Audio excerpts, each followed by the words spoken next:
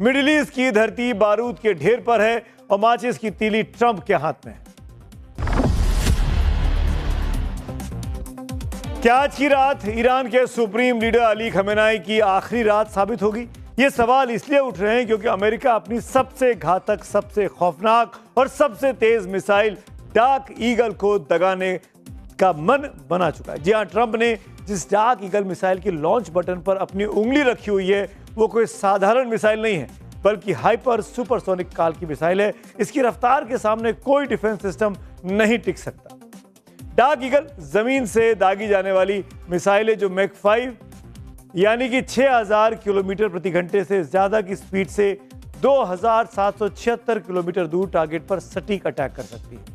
Dark eagle America का ऐसा ब्रह्मास्त्र है जो एक बार लॉन्चिंग पैड से निकल गया तो ईरान छोड़िए, दुनिया में शायद ही कोई ऐसा मुल्क है जिसका एयर डिफेंस सिस्टम इसे रोक पाए। लेकिन क्या ट्रंप अपने इस ब्रह्मास्त्र से ही ईरान के साथ जंग की शुरुआत करेंगे? तो इस सवाल में भी एक कैच है, क्योंकि अमेरिकी सेना ने सोशल मीडिया प्लेटफॉर्म पर पहले डार्क ईगल की आधिकारिक तस्वीरें पोस्ट की और फिर अचानक हटा दी। ऐसे में कई सवाल खड़े हो गए। सवाल ये कि क्या डार्क ईगल सिर्फ एक डराने वाला प्रोपेगेंडा है या हकीकत में तबाही का आगाज है? क्या यह हमला सिर्फ ईरान के परमाणु ठिकानों तक सीमित रहेगा या यह तीसरे विश्व युद्ध का एक बिगुल बच चुका है? रूस और चीन इस युद्ध में किसकी तरफ खड़े होंगे? और सबसे बड़ा सवाल यह कि क्या अमेरिका वास्तव में इतना बड़ा जोखिम लेने को तैयार है कि वो एक और वियतनाम या अफगानिस्तान जैसी स्थिति में फंसने के लिए तैयार रहे? धरती के बीचों बीच भूमध्य सागर में USS Gerald R Ford position ले चुका है। आसमान में F-22 Raptor stealth fighter jet की गर्जना सुनाई दे रही है। जमीन पर लॉन्चिंग पैड्स पर मिसाइल स्टैंड बाय मोड में है, यानी समय रेत की तरह हाथ से फिसल रहा है। ईरान के आसमान में मंडराते अमेरिकी फाइटर जेट्स और समंदर में गरजते वॉरशिप्स ये गवाही दे रही हैं कि शांति अब एक विकल्प नहीं बची है। ईरान में सिचुएशन बहुत टेंस है और जिस तरीके से अमेरिका ने घेरा डाल रखा है और पूरे फोर्सेस आर्मडा से लेके कैरियर बैटल ग्रुप्स, हवाई जहाज, मिसाइल, सबमरीन्स, लड़ाई के मैं मानता हूँ 50-50 चांसेस है। एक तरफ डोनाल्ड ट्रंप ईरान पर सख्ती दिखाकर दुनिया को अपनी ताकत का संदेश देने की कोशिश कर रहे हैं, तो वहीं दूसरी तरफ उनके ही सैनिकों की हालत खराब है। अमेरिकी नौसेना का सबसे बड़ा और ultra modern aircraft carrier USS Gerald R Ford पिछले 8 महीनों से लगातार तैनाती पर है। इस पर 4000 अमेरिकी सैनिक तैनात हैं। ये जंगी जहाज तो पिछले साल जून से समुद्र में है।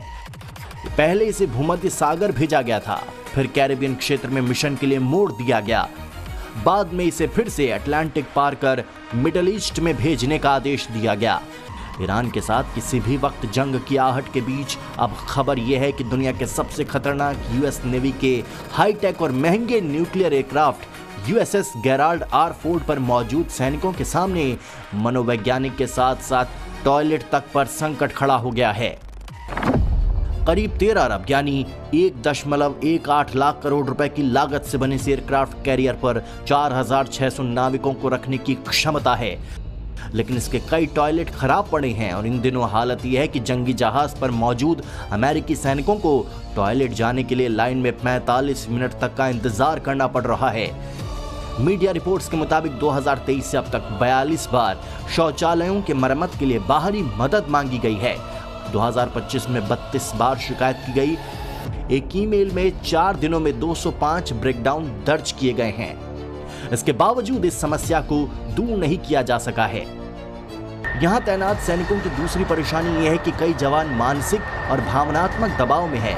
आमतौर पर एयरक्राफ्ट कैरियर पर तैनाती करीब 6 महीने की होती है और ये पीरियड दिसंबर में निकल चुका है और आगे कब तक यहां रहना होगा ये कोई नहीं जानता। ऐसा नहीं है कि पेंटागन को युद्ध के हालात में अमेरिकी सैनिकों को हो रही परेशानियों की फिक्र नहीं है। अमेरिकी मीडिया रिपोर्ट्स के मुताबिक यूएस आर्मी में जॉइंट चीफ्स ऑफ स्टाफ के चेयरमैन जनरल डैन केन ने ईरान पर हमले से जुड़े कई खतरों के बारे में चेतावनी दी थी। उन्होंने कहा था कि इससे लंबा संघर्ष हो सकता है। साथ ही जनरल डैन ने हथियारों की कमी और सहयोगी देशों के कम समर्थन से भी अमेरिकी सैनिकों पर खतरा बढ़ने की बात कही थी।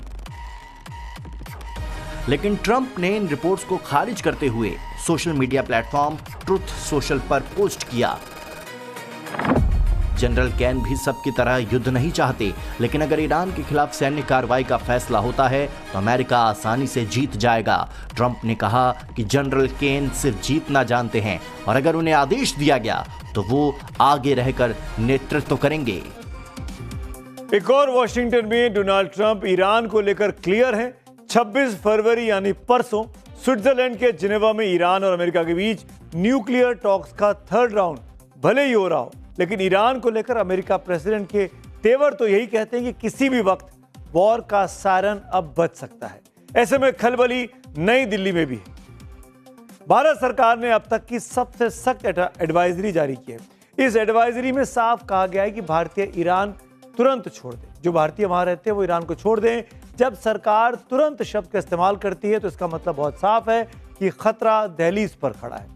तेहरान स्थित भारतीय दूतावास की ओर से जारी एडवाइजरी में साफ कहा गया है कि भारतीय नागरिक कमर्शियल उड़ानों समेत उपलब्ध दूसरे साधनों का इस्तेमाल कर ईरान से बाहर निकल जाएं। एडवाइजरी में ईरान में रह रहे भारतीय छात्रों, तीर्थयात्रियों, बिजनेसमैन और टूरिस्ट से खास तौर पर अपील की गई। एडवाइजरी में स्टूडेंट से खास अपील इसलिए की गई है क्योंकि ईरान में बड़ी तादाद में भारतीय छात्र पढ़ते हैं। रिपोर्ट्स के मुताबिक 2022 में ईरान में 1,500 भारतीय छात्र मेडिकल की पढ़ाई कर रहे थे। ईरान की कई यूनिवर्सिटीज डॉक्टर ऑफ मेडिसिन की डिग्री देती है, जिससे भारत में MBBS के बराबर माना जाता है। ईरान में सालाना फीस लगभग 6 लाख रुपए तक हो सकती है। पूरे 6 साल के कोर्स की कुल फीस 15 से 30 लाख रुपए के बीच रहती है। ये खर्च भारत के कई प्राइवेट मेडिकल कॉलेजों से काफी ज्यादा सस्ता है, काफी कम है। यहाँ पर कुल फीस 35 लाख से लेकर 1.25 करोड़ तक भारत में। मेडिकल के अलावा कुछ भारतीय धार्मिक शिक्षा के लोग भी उसके लिए भी ईरान जाते हैं। खासकर शिया समुदाय से जुड़े छात्र कुम और मशहद जैसे शहरों में पढ़ाई करते हैं। कुछ मामलों में धार्मिक शिक्षा का खर्च ईरानी संस्थान जो है, वहाँ की सरकार जो है वो उठाती है। लेकिन अब भारतीय दूतावास की सख्त एडवाइजरी का क्या असर होगा, इस पर सुनिए एक्सपर्ट्स क्या कहते हैं। भारत की फॉरेन पॉलिसी जो है उसमें नागरिक सुरक्षा, खासकर से विदेशों में जो बसे हुए भारतीय हैं तो उनकी सुरक्षा भी उतनी ही महत्वपूर्ण है जितना इंडिया का इंटरेस्ट ईरान में और इंडियंस का इंटरेस्ट ईरान में, दोनों इक्वली इम्पोर्टेंट है। भारत से पहले अमेरिका अपने लोगों से ईरान छोड़ने को कह चुका है। अब ईरान का पड़ोसी मुल्क लेबनान से भी अमेरिका अपने लोगों को वापस बुला रहा है। बेरूत के अमेरिकी दूतावास से 50 स्टाफ को वापस बुलाने का आदेश अमेरिकी प्रशासन ने दिया है। सुरक्षा हालात की समीक्षा के बाद यह फैसला लिया गया है। इस बीच अमेरिकी विदेश मंत्री मार्को रूबियो ने अपना प्रस्तावित इजरायल दौरा अचानक स्थगित कर दिया। हालांकि दौरा टालने की कोई आधिकारिक वजह अब तक नहीं बताई गई, लेकिन इसे मौजूदा क्षेत्रीय तनाव से जोड़कर ही देखा जा रहा है। इन सब के बीच प्रधानमंत्री नरेंद्र मोदी बुधवार को इजरायल के दौरे पर जा रहे हैं, ये नहीं भूलना चाहिए। युद्ध काल में पीएम मोदी की इस डिप्लोमेसी पर एक्सपर्ट क्या कह रहे हैं, ये भी आपको पता होना चाहिए। सुनिए।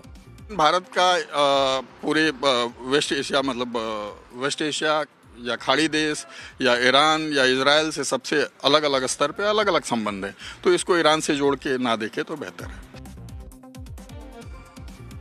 प्रधानमंत्री नरेंद्र मोदी के तेल अवीव दौरे पर भारत को वो आयरन डोम यानी एयर डिफेंस सिस्टम मिल सकता है जो इजराइल की ढाल है।